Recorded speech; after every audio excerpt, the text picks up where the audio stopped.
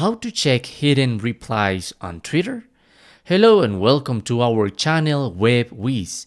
In this tutorial I'm going to show you how to check hidden replies on Twitter, so please watch till the end to properly understand the tutorial. So perhaps you have opened your Twitter, you have posted and you have tweeted, something, and someone made a comment on your tweet.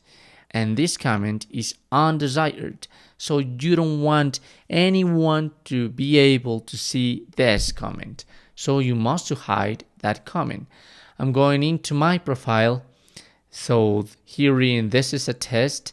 There is a person that wrote something inappropriate. So to see that, and the three dots at the end of my tweet, I'm going to click, and there's going to be an option that says View Hidden Replies. So if I click on it, I'm gonna be able to see that comment. Okay, I can unhide this. If I tap on the three dots of this comment, there is an option that says Unhide Reply, and automatically, if I update my tweet, there's gonna be that comment. Okay, but obviously I can also hide it again and hide reply.